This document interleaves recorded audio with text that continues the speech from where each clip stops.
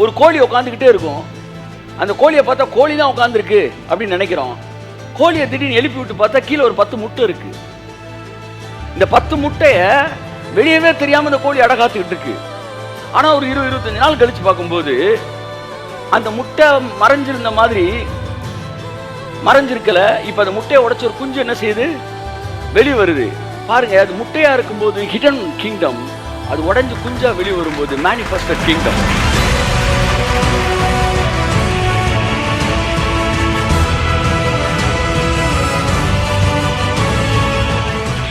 இனிமே நீங்க படிக்க வேண்டியதெல்லாம் ராஜ்யத்தின் ஆசீர்வாதம் என்னன்னு படிக்கணும். ராஜ்யத்தோட ஆசீர்வாதம் என்னன்னு படிக்கிறது தான் நம்மளுடைய வேலை. அப்ப மகிமை வெளியரங்கமாக போகுது உங்க லைஃப்ல. அதுக்கு தான் வழி ஆயத்தப்படுத்தணும். வழி யாரு? நம்ம தான் வழி. நம்ம மூலமாகத்தான் தேவனுடைய மகிமை வெளியரங்கமாக போகிறது. கையை தட்டி வருது அவருக்கு ஆமென்.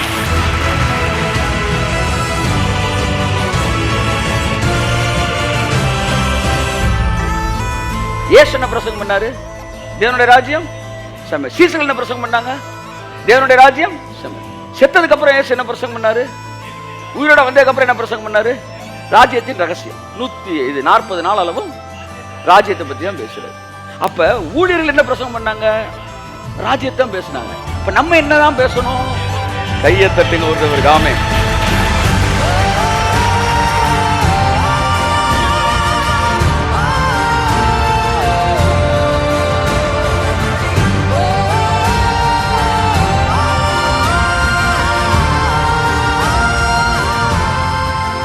கிங்டம் மெசேஜ் அதை பத்தி இன்னைக்கு சபை பேசல.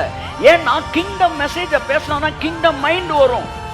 கிங்டம் மைண்ட் வந்தாதான் கிங்டம் மேனிஃபெஸ்ட் ஆகும். கையை தட்டுங்க அவருக்கு ஆமென்.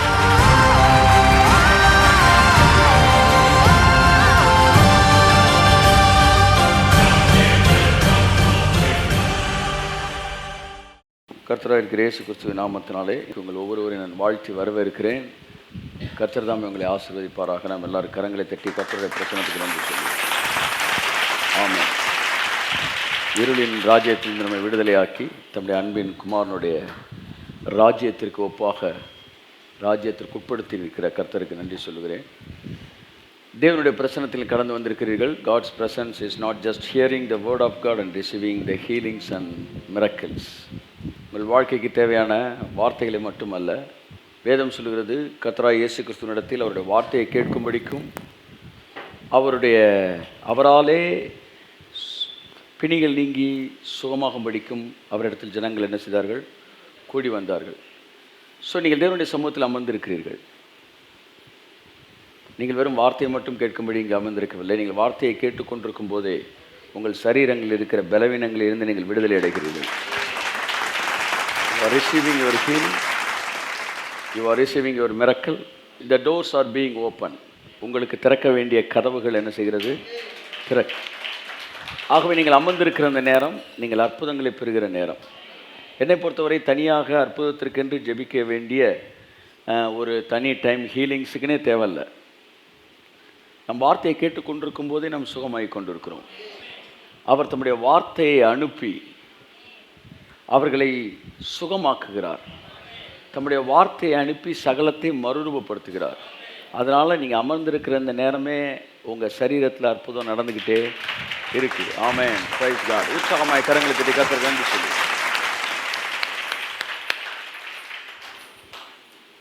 ஆகவே கர்த்தருடைய நாமத்தில் உங்களை நான் வாழ்த்துகிறேன், உங்களை ஆசீர்வதிக்கிறேன். ஸோ ஒவ்வொரு வாரமும் நீங்கள் மனது புதிதாகிறதுனாலே மறுரூபமாகிறீர்கள். மறுரூபம்ன்றது ஒரு மேனிஃபெஸ்டட் ஒரு ஸ்டேட்டு. மனது புதிதாவதுன்றது ஒரு உள்ளே நடக்கிற ஒரு சம்பவம். உள்ள மனசு புதுசாகும்போது வாழ்க்கை மறுரூபமாகுது. உங்களுடைய உலக பிரகாரமான நண்பர்களை போய் பாருங்கள். நீங்கள் முன்பாக பார்த்தவர்கள் எப்படி இருந்தார்களோ அப்படித்தான் இப்பொழுது இருப்பார்கள். அவர்கள் தங்களுடைய வாழ்க்கையில் நாட் ஓன்லி இன் ஃபினான்ஸு, அவங்களுடைய பல காரியங்களில். ஆனால் உங்களை அவங்க பார்க்கும்போது நீங்கள் மாறி இருப்பீங்க. எப்படி நீங்கள் மாறினீங்க? உங்கள் மனசு புதுசாகிறதுனால வாரம் நீங்கள் செய்தியை கேட்டு உங்கள் மனசு புதுசாகுது. அதனால் வாழ்க்கை மறுரூபமாகுது. புறஜாதிகளுக்கு ஒரு பெரிய ஒரு மைனஸ்மான விஷயம் என்னென்னா அவங்க மனசு புதிதாகிறதுக்கான ஒரு இடம் அவங்களுக்கு இல்லை. ஆமென். அவர்கள் தாங்கள் பேசுகிற பல அந்த உலக பிரகாரமான காரியங்களை தான் பேசிக்கிட்டே இருக்கிறாங்க. உலக பிரகாரமான காரியங்களே பேசி கொண்டு இருக்கிறார்கள். ஆகவே அவர்கள் மனது புதிதாவதற்கான எந்த சாத்தியக்கூறுகள் இல்லை. ஆனால் நாமோ தேவனுடைய வார்த்தையை கேட்கிறோம். we are hearing the word of God. ஆகவே அந்த வார்த்தை நம்முடைய இருதயத்தை மனதை புதிதாக்குகிறது. ஆகையால் வாழ்க்கை மறுரூபமாகிறது. அதுதான் ஒவ்வொரு மகிமையிலிருந்து அடுத்த மகிமைக்கு நாம் கடந்து வருவோம். மகிமையின் மேல் மகிமை அடைந்து மறுரூபப்படுகிறோம். கரங்களை தட்டி கர்த்தருக்கு நன்றி சொல்லுவோம். ஆமென். Praise God. ஹல்லேலூயா.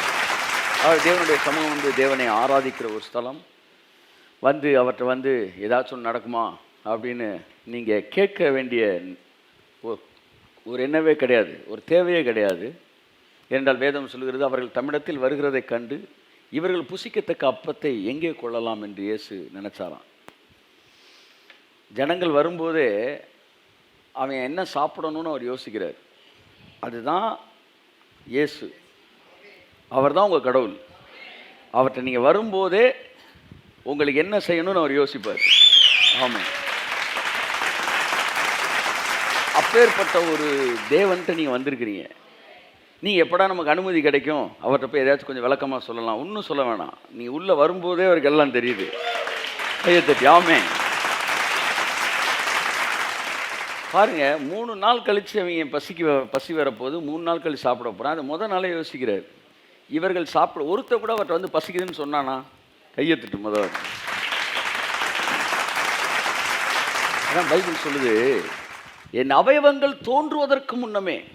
நான் கிருபைக்குள்ள சத்தியத்தை புரிஞ்சு கொண்ட பிறகு என் வாழ்க்கையிலேருந்து ஒரு மிகப்பெரிய ஒரு சேலஞ்சிங், அதாவது பயங்கரமாக என்ன அதிர்ச்சிக்குள்ளாக்கணும் வசனம். என் அவயவங்கள் தோன்றுவதற்கு முன்னமே இதோ கர்த்தாவே, அவைகள் உருவேற்படும் நாள் முதற்கொண்டு உம்முடைய புத்தகத்தில் எழுதப்பட்டிருந்தது.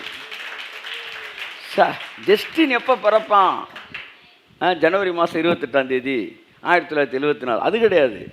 ஜஸ்டினுடைய ஹார்ட் எப்போ தொடங்கும், கண் எப்போ வரும், மூக்கு எப்போ வரும், காது எப்போ வரும்னு ஒவ்வொன்றுக்கும்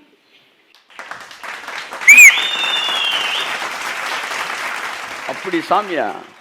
என் கண் எப்போ வரும், காது எப்போ வரும்னு எழுதி வச்சவர் எனக்கு பொண்ணு எப்போ வரும், பிள்ளை எப்போ வரும்னு எழுதி வைக்க மாட்டாரா?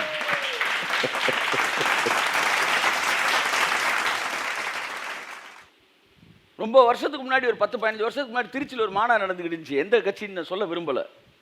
அப்போ என்ன செய்கிறாங்க, நாங்கள் மீட்டிங் போகிறேன். நான் அந்த மீட்டிங் இல்லை, என் மீட்டிங்கு போயிட்டு இருக்கும்போது இங்கேருந்து இப்படி இங்கேருந்து கார்லேயே பார்த்தோன்னே என் மகால் தெரிஞ்சிருது. ஆனால் போலீஸில் நீங்கள் போகக்கூடாது, சுற்றி போங்கன்றாங்க. சுற்றி போனால் 3 கிலோமீட்டர் தள்ளி வரணும். நம்மளே ஏற்கனவே ஆன் டைமுக்கு போகிற ஆட்கள், இதில் இவங்க சுற்றி போங்கடான்றாங்க. நான் சார் இங்கே தான் சார் இருக்குது, அங்கே இருக்குது சார்னு. கண்ணுக்கு தெரிகிற மாதிரி இருந்தால் இப்போ இங்கேருந்தே பேசிக்கன்றாரு. சுற்றி போன்றாங்க. எல்லா காரும் போகுது, பென்ஸ் இங்கிட்டு போகுது, என்னது BMW போகுது, ஹோண்டா சிட்டி போகுது, எல்லாம் சுற்றி போகுது. ஒரே ஒருத்தன் சார், ஒரு குடிமகன், அவன் என்ன செய்வான், பழைய லூனாவை எடுத்துட்டு ஏய் அப்படின்னு போகிறான் உள்ள. எல்லா போலீஸு தடுக்க பார்க்குறான், ஏய் அப்படின்னு உள்ளே போகிறான். அமைதியாக என்ன செய்கிறாங்க, ஒதுங்குறாங்க. அவன் பாட்டுக்கு உள்ளே போகிறான். நான் சுற்றிலாம் போக முடியாது, நாங்கள் இப்படி தான் போவேன்னு. யாரும் அடிக்க மாட்டேன்றான். என்னடான்னா, கட்சி கொடி, கழக கொடி ஒன்று பறக்குது. நீ தொட்ட கட்சியை பின்னாடி வருண்டான்றான். கண்ணுக்கு முன்னாடி பார்க்குறேன். அவனை 6 தூரம் என் பாட்டுக்கு போயிட்டான். கர்த்தர் சொன்னார் உடனே, விடு அவனை விடு, இப்போ நான் கொடுக்குற சத்தியத்தை எடுத்துக்காது. நோட்ஸ் எடு. என்ன, உன் மேலே என் கொடி பறக்குது. ஆமென். இந்த கொடி இவனை இவ்வளோ பாதுகாக்கும்னா, யாரும் இவனை தொட முடியாதுன்னா, உன் மேலே என் கொடி பறக்கும். உன்னை யாரா தொட முடியும்? உன்னை எவன்டா தொட முடியும்? நேச கொடி என் மேலே பறக்குதையான்றா. ஸோ உங்கள் மேலே ஒரு கொடி ஏற்றிட்டார்னா ராஜ்யம் வந்துருச்சுன்னு நான் அர்த்தம். பக்கத்தில் இருக்கும் செல்லாம சப்புன்னு ஒன்று கொடுங்க. கொடி பறக்குதுன்ற அப்போ ராஜ்யம் வந்துருச்சுன்னு நான் அர்த்தம். கையை தட்டுங்க ஒருத்தர். ஆமென். கொடி பறக்குதுன்னு நீங்கள் எஜினியான் பண்ண நினச்சிடக்கூடாது. கொடி உங்கள் மேலே பறந்துக்கிட்டு இருக்கு. இப்போ நான் ஒரு 500 கொடி பறக்கிறத பார்க்குறேன். எல்லாம் கை தருங்க ஒருத்தர். நல்ல ஆமென். கர்த்தருடைய ஆவியானவர் என்மேல் கொடி ஏற்றுவார். கொடியெல்லாம் அவளை சீக்கிரத்தை தொட்ட பிரச்சனை ஆகி போயிடும். நீங்கள் வந்தீங்கன்னா கொடைக்கானலில் வந்து ப்ளசன்ட் ஸ்டே ஹோட்டல் யாருடைய இதில் இருந்துச்சுன்னு உங்களுக்கு தெரியும். ஆனால் அதுக்கு நேராக முன்னாடி ஒரு ஆப்போசிட் கட்சியாரும் கொடி ஏற்றிருக்கான். நேராக முன்னாடி இல்லை, வாசல்லே. பின்னாடி வேற ஒரு குரூப்போட ஹோட்டலு, முன்னாடி வேற கட்சியோடைய கொடி. ஆனால் தொட முடியாது, நீ தொட்டுப்பாரு. நாங்களும் தொட முடியல, நாங்கள் அதுவும் இல்லை எதுவும் இல்லைடா விடுறாடா. கொடியை தொட்டால் பிரச்சனை ஆயிரும். நீ இந்திய தேசிய கொடியை நீங்கள் எரிச்சு பாருங்க, அது பெரிய கேஸு. உங்களுக்கு தெரியுமா? அப்படி பண்ணக்கூடாது.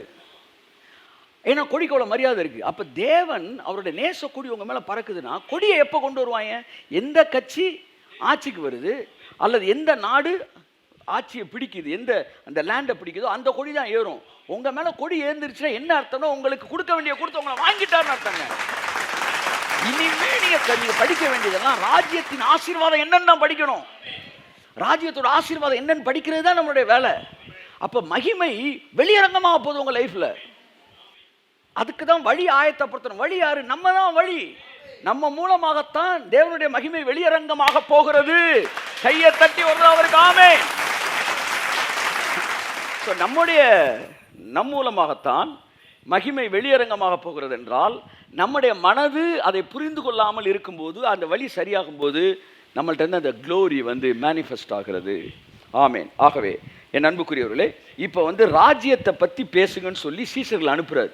அவரோட ஃபுல் டைம் மெசேஜ் என்ன தெரியுமா? என்னது? 1000 வருஷ அரசாட்சி. அப்போவே தொடங்கிட்டார் அவர். அந்த பிரசங்கமே தொடங்கிருச்சு. ராஜ்யத்தின் ரகசியம் தான் அவருடைய சப்ஜெக்டே. யோவான் என்ன பிரசங்கம் பண்ணா? தேவனுடைய ராஜ்யம். ஏசு என்ன பிரசங்கம் பண்ணாரு? தேவனுடைய ராஜ்யம் செம்ம. சீசர்கள் என்ன பிரசங்கம் பண்ணாங்க? தேவனுடைய ராஜ்யம் செம்ம. செத்ததுக்கு அப்புறம் ஏசு என்ன பிரசங்கம் பண்ணாரு? உயிரோட வந்ததுக்கு அப்புறம் என்ன பிரசங்கம் பண்ணாரு? ராஜ்யத்தின் ரகசியம். 140 நாள் அளவும் ராஜ்யத்தை பற்றி தான் பேசுறாரு. அப்போ ஊழியர்கள் என்ன பிரசங்கம் பண்ணாங்க? ராஜ்யத்தை தான் பேசினாங்க. இப்போ நம்ம என்னதான் பேசணும்? கையை தட்டுங்க ஒருத்தவருக்கு ஆமென். உபவாசத்தை பற்றியும் ஜெபத்தை பற்றியும் மற்றவைகளை பற்றி பேசக்கூடிய அளவு சபை இன்னைக்கு ராஜ்யத்தை பற்றி பேசல. கிங்டம் மெசேஜ் அதை பற்றி இன்னைக்கு சபை பேசல. ஏன்னா கிங்டம் மெசேஜை பேசினா கிங்டம் மைண்ட் வரும். கிங்டம் மைண்ட் வந்தால் தான் கிங்டம் மேனிஃபெஸ்ட் ஆகும். கையை தட்டுங்க ஒருத்தவருக்கு ஆமென். ஸ்பிரிட்ல இருக்கிற அந்த கிங்டம் பாடியில மேனிஃபெஸ்ட் ஆகணும்னா the mind should understand what is the reality of the kingdom of God. தேவனுடைய ராஜ்யத்தோட ரியாலிட்டியை மைண்ட் புரிஞ்சுக்கும் போது அதுதான் பாதை, அதுதான் வழி. அந்த வழி வந்து சரியாகணும், செம்மையாக வேண்டும். அது இருக்கிற அவிசுவாசங்கள், ஜென்ம சுவாபங்கள், இந்த உலகத்தில் இதுக்கு முன்னாடி மத கோட்பாடுகள், சின்ன வயசில் சொல்லிக் கொடுத்த சண்டே கிளாஸ் பாடல்கள்லேருந்து பல ஏரியா பிடுங்கி எறியப்பட வேண்டும். அந்த வழி சரியான பிறகு தான் அடுத்து என்ன வருது? ராஜ்யம் வருகிறது. ஆமென். Praise God. இன்றைக்கி நான் சொல்கிறேங்க, உங்கள் மைண்டு ஓப்பன் ஆகி நான் சொல்கிற வசனத்தை அண்டர்ஸ்டாண்ட் பண்ணும்போது தான் உங்கள் லைஃபுக்குள்ளே அந்த ராஜ்யம் வந்து மொட்டு விட்டு அப்படியே மலர்றத வெளியே நீங்கள் பார்க்க முடியும். நீங்கள் அதை பார்க்கணுன்னு ஆவியானவர் விரும்புகிறார். அதனால தான் ஊழியக்காரனை வச்சு பேச வச்சு உங்கள்கிட்ட ராஜ்யத்தை பற்றி பேசிக்கிட்டு இருக்கிறார். அப்போ இயேசு வந்து நீங்கள் போய் ராஜ்யத்தை பிரசங்கம் பண்ணுங்கடா அப்படின்னு சொன்னார். இவன் என்ன பிரசங்கம் பண்ண? வாசிங்க 6ஆம் வசனம். இல்ல 2 வாசிங்க, அப்புறம் 6 வாசிங்க. தேவனுடைய ராஜ்யத்தை குறித்து பிரசங்கிக்கவும் பிணியாளிகளை சொஸ்தமாக்கவும் அவர்களை அனுப்பினார். அவர்கள் புறப்பட்டு போய் கிராமங்கள் தோறும் திரிந்து எங்கும் சுவிசேஷத்தை பிரசங்கித்து. பாத்தீங்களா? அவர் பேச சொன்னது ராஜ்யத்தை, இவன் பேசுனது பாத்தீங்க. என்ன கீழ்ப்படியாதவனா இருந்திருக்காங்க பாருங்க. அப்படி நீங்க நினைக்கிறீங்களா? அவர் ராஜ்யத்தை பேச சொன்னாரு, இவன் சுவிசேஷத்தை பிரசங்கம் பண்றான். என்னதான் பேசியிருக்கணும்? சுவிசேஷத்தை பேசியிருக்கிறான். அப்படின்னா என்ன அர்த்தம்? சுவிசேஷமே ராஜ்யத்தை பேசுறது தான். ராஜ்யம் வந்துருச்சு, அவருடைய ராஜ்யம் வந்துருச்சு என்றே உலகம் முழுவதும் போய் சொல்லுகிறது தான் சுவிசேஷம். சுவிசேஷம் நீ என்ன நினைச்சிட்டீங்க? பிரஸ் நினைச்சிட்டீங்களா? இல்ல. சுவிசேஷம் என்பது it is not something Matthew, Mark, Luke, John.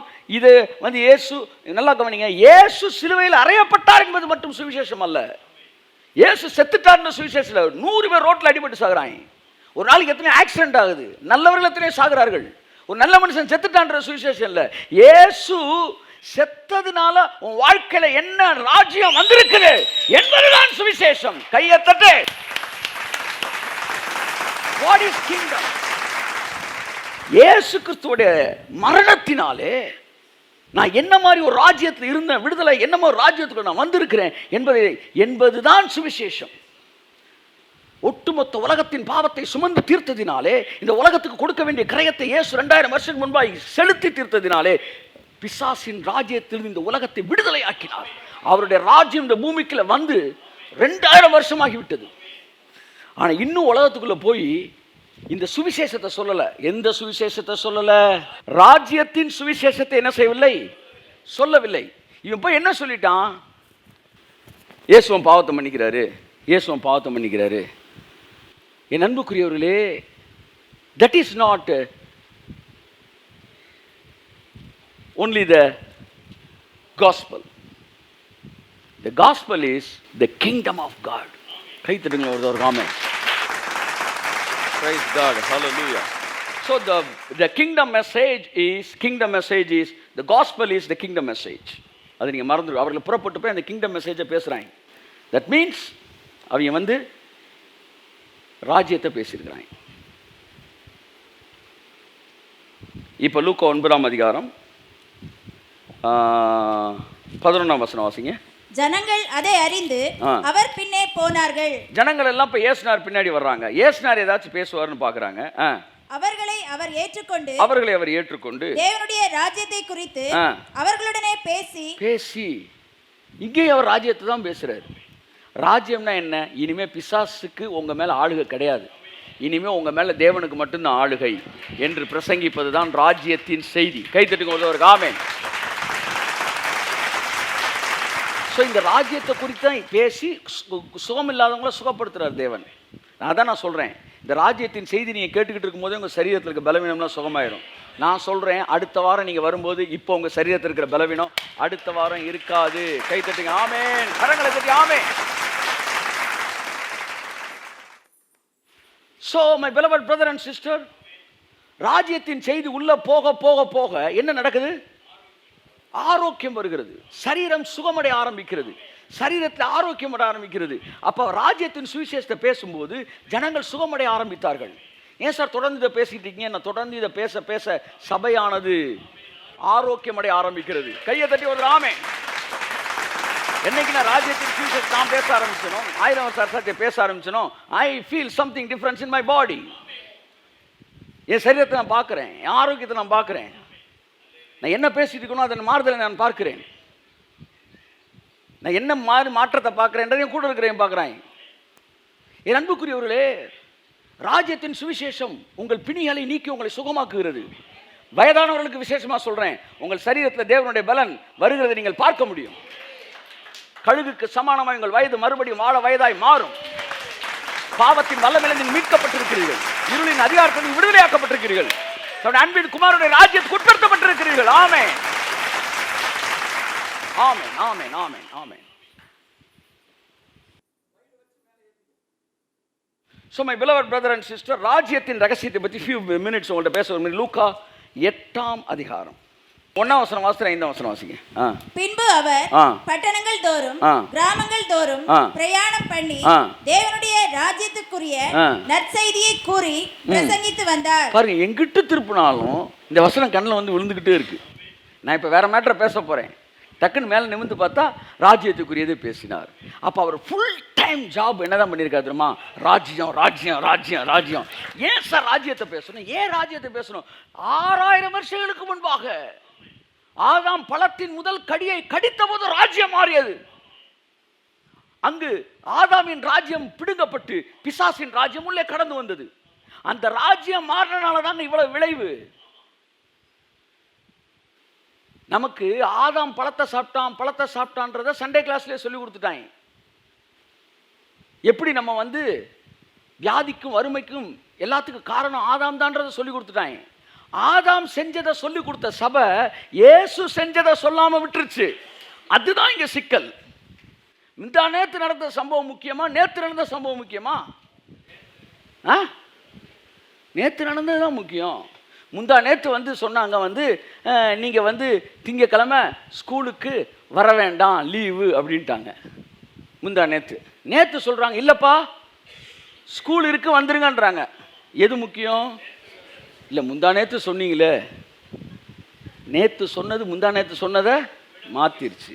ஆதாம் பழத்தை சாப்பிட்டது முந்தா நேற்று, இயேசு சிலுவையில் மரித்து எல்லாத்தையும் முடித்தது நேற்று. நேற்று நடந்த சம்பவம் முந்தா நேற்று நடந்த சம்பவத்தை மாற்றிருச்சு. கையை தட்டி வருது அவருக்கு ஆமென். அப்ப ராஜ்யம் எனக்குள்ளே வந்திருக்கிறது. அப்ப ராஜ்யத்தின் சுவிசேஷத்தை பிரசங்கிக்கிறது. வாசிப்போம் 5ஆம் வசனம். விதைக்கிறவன் ஒருவன் விதையை விதைக்க புறப்பட்டான். இந்த எடுத்துக்காட்டு ராஜ்யத்தை பத்தி தான். விதைக்கிறவன் ஒருவன் விதைக்க புறப்பட்டான். அவன் விதைக்கையில் சில விதை வழியருகே விழுந்து மிதியுண்டது. ஆகாயத்து பறவைகள் வந்து அதை பட்சித்து போட்டது. நல்லா பாருங்க, ராஜ்யத்தின் செய்தி வந்து எல்லாருக்குள்ளயும் வேலை செய்யல. சிலர் வந்து அதை தட்டி போட்டு மிதிச்சுட்டு போயிட்டாங்க. எங்களுக்கு அந்த காலத்தில் சொல்லி கொடுத்தது தப்பா? அதெல்லாம் இவர் தெரியாமல் பேசிக்கிட்டு இருக்காரியா? அதான் ராஜ்யம்லாம் வரல. இது வந்து என்ன செஞ்சு கீழே விழுந்துருச்சு இந்த விதை. அடுத்து வாசிங்க. சில விதை கற்பாறையின் மேல் விழுந்தது. அது முளைத்த பின் அதற்கு ஈரம் இல்லாததினால் உலர்ந்து போயிற்று. ரைட். அடுத்து சில விதை முள்ளுள்ள இடங்களில் விழுந்தது. முள் கூட வளர்ந்து அதை நெருக்கி போட்டது. ராஜ்யத்தின் சுவிசேஷம் ஒவ்வொருத்தட்ட எப்படிலாம் வேலை பார்க்க நல்லா தெரிஞ்சு. நீ சொன்ன மாதிரி ஒட்டு மொத்தமாக அப்படியே வந்து பாராசூட் இறங்குற மாதிரிலாம் இறங்காது. அது ஒவ்வொருத்தன்ட்டையும் வேலை பார்க்குது தனித்தனியா. கையை தட்டு ஆமென், பிரைஸ் காட். அடுத்து சில விதை நல்ல நிலத்தில் விழுந்தது. கை தட்டுங்க எல்லாரும் ஒரு தடவை. ஆமென். அது முளைத்து 100 பலன் கொடுத்தது என்றார். இதுல 30-60 கிடையாது. இது லூக்கா வந்து பெரிய டீச்சர் போல, அவர் 100 மட்டும்தான்ட்டு. இந்த வருஷம் தொடங்கும் போது எத்தனை பேருக்கு அதை கவனிச்சிங்கன்னு தெரியல. 100 பேசுறாரு ஆவியானவர். 100 பேசுறாரு. ஃபர்ஸ்ட் வீக் பேசியிருக்கிறேன், செகண்ட் வீக்கில் கூட சொல்லியிருக்கிறேன். 100 மடங்கு 100. அந்த 100 மடங்கு எனக்கு அர்த்தம் தெரியாது. It is connected with God's kingdom and millennium ஏஜ்னு எனக்கு தெரியாது. 100 மடங்கு பலன்றாமானே, 100 மடங்கு நான் பலன். ஒன்று சொல்லவா நானே, என் பாவம் மன்னிக்கப்பட்டுருச்சு அப்படின் போது 30, என் வியாதி சுகமாக்கப்படுது அப்படின் போது 50, எனக்கு வந்து வறுமை நீங்கிருச்சுன்னா 60, அப்போ ராஜ்யம் வந்துருச்சுன்னா 100. இப்படி ஒவ்வொன்றா நீ வந்துருச்சுன்றது 30-60 தான். என்னைக்கு ராஜ்யம் வந்துருச்சு, ராஜ்யம் பேசுறியோ உன் வாழ்க்கையில் இனிமேல் 30% ரிசல்ட் கிடையாது மகளே, 60% ரிசல்ட் கிடையாது மகளே. இனிமேல் உன் வாழ்க்கை 100% ரிசல்ட்டை பார்க்க போகிறது. ஆமே, நல்லா தெரிஞ்சுக்கணும். உன் வாழ்க்கை 100 பார்க்க போகுது. ராஜ்யத்தை பேசுற வாழ்க்கையில 100% ரிசல்ட். 100% ரிசல்ட். ஆமென். ராஜ்யத்தை பேசுகிற வாழ்க்கையில் 100% ரிசல்ட். ராஜ்யத்தை பேசுகிற வாழ்க்கையில் 100% ரிசல்ட். சில விதை நல்ல நிலத்தில் விதைந்தது, அது முளைத்து 100 பலன் கொடுத்தது என்றார். இவைகளை சொல்லி கேட்கிறதற்கு காதுள்ளவன் கேட்க கடவன் என்று சத்தமிட்டு கூறினார். சார் இவர் வேற யாரையோ பேசிட்டு இருக்கார் சார். இல்லை சார். அடுத்த வசனம் பாருங்க சார். அப்பொழுது அவருடைய சீசர்கள் இந்த உவமையின் கருத்து என்ன என்று அவரிடத்தில் கேட்டார்கள். அதற்கு அவர், தேவனுடைய ராஜ்யத்தின் ரகசியங்கள் உங்களுக்கு கையை தட்டே. ஆமென். பாருங்க, இதை விளக்கம் சொல்லல, வசனம் தான் வாசித்திருக்கிறேன். அப்ப நமக்கு வசனம் வாசிச்சு வைக்கிறதுக்கு ஆவியானவர் வேலை பார்க்க வேண்டிய இருக்கு. ஆவியானவர் வந்து கூட வந்தார்னா அவர் விளக்கமே சொல்ல வேண்டியதில்லை, வசனம் வாசித்தாலே எல்லாம் புரியுது. அப்ப விதையை பத்தி பேசினாரு. 100% விதை நல்ல நிலத்துல விதையும்போது 100 மடங்கு பலன் தருதுரா. உன் வாழ்க்கையில் என்னைக்கு ராஜ்யம் வருதோ, ராஜ்யத்தின் மனநிலை வருதோ, அதற்கு பிறகு 99% கூட வாழ்க்கையில் வெற்றி, 1% தோல்வி இருக்காது. 100% வாழ்க்கையில் வெற்றி மட்டும்தான் இருக்க போகுது. இனிமே வாழ்க்கையில் 100% வெற்றி மட்டும்தான் இருக்கு. நீ அதை தேடியும் காணாதிருப்பாய். ஆமென். ஃபெய்த் டீச்சிங் என்ன சொல்லி தருது? நீங்க விசுவாசிட்டீங்கன்னா போய் ஸ்கேன்லாம் பண்ணி பார்க்க கூடாது. நீங்க சோமாயிட்டீங்க நம்புங்க. திரும்ப அந்த இடத்துல கையை வச்சுலாம் இப்படி பார்க்காதீங்க. அவிசுவாசம். இது ஃபெய்த் டீச்சிங். ஆனால் கிரேஸ் டீச்சிங் என்ன சொல்லுது? நல்லா தடவி பாரியா, நீ தேடியும் அதை காணாதிருப்பாய். ஆமென், ஆமென், ஆமென், ஆமென், ஆமென், ஆமென், ஆமென். அப்போ எல்லாம் பேசிட்டு, ஐயா விதையை பற்றி பேசுறீங்க, ஒன்றும் புரியலைங்கய்யா, இதெல்லாம் என்னங்கயான்னு கேட்குறப்ப அவர் சொல்கிறாரு, அதற்கு அவர் தேவனுடைய ராஜ்யத்தின் ரகசியங்களை அறியும்படி உங்களுக்கு அது அருளப்பட்டது, மற்றவர்களுக்கோ அது அருளப்படவில்லை. அப்ப என்ன சார், ராஜ்யம் வந்து மொத்தமா வராதா? இல்ல மொத்தமா வரணும்னா உங்க மூலமா தான் வரணும். கைத்தட்டுங்க. ஆமென். ஆமென். தேவனுடைய அனந்த ஞானம் சபையின் மூலமாக தான் வெளிப்படும். ராஜ்யம் உங்களுக்குள் வந்திருக்கிறது. அது உங்கள்கிட்ட இருந்து மேனிஃபெஸ்ட் ஆகுது. மேனிஃபெஸ்ட் ஆகும்போது மாம்சமான யாவரும் அதை ஏகமாய். ஒரு சிம்பிள் மேட்ரு சொல்லவா? ஒரு சிம்பிள் மேட்ரு. பவுல் விறகல்லி போட்டுக்கிட்டு இருந்தான். ராஜ்யம் யாருக்குள்ள இருந்துச்சு? பவுலுக்குள்ள இருந்துச்சு. மற்ற பயில ஒரு 100க்கு அதிபதி 1000க்கு அதிபதியில் இருக்கா. இவங்களுக்குள்ள ராஜ்யம் இருந்துச்சா? இல்லை. கேப்டன் இருக்கார் தண்ணியில் மேந்து, அவரு ராஜ்யம் இல்லை. இவனுக்கு ராஜ்யம் இல்லை. இவர்கிட்ட மட்டும் ராஜ்யம் இருக்கு. அந்த ஊருக்காரையும் கொஞ்சம் பேர் இருக்கிறாங்க. அவன்கிட்ட ராஜ்யம் இருக்கா? இல்லை. எவன்கிட்டயாச்சும் ராஜ்யம் இருந்துச்சா? இல்லை. 50 பேர் பிசாசு கீழே இருக்காங்க. ஒரே ஒருத்தன், அவன் பேர் பவுல். அவனுக்குள்ள தேவனுடைய ராஜ்யம் இருந்துச்சு. சரியா? இந்த விறகல்லி போடும்போது திடீர்னு ஒரு கட்டுவிரியன் என்ன செஞ்சிருச்சு? டவக்குன்னு கடிச்சிருச்சு. கடிச்ச உடனே எல்லாம் பார்க்குறான், இந்த மனுஷன் கொலைபாதகன்.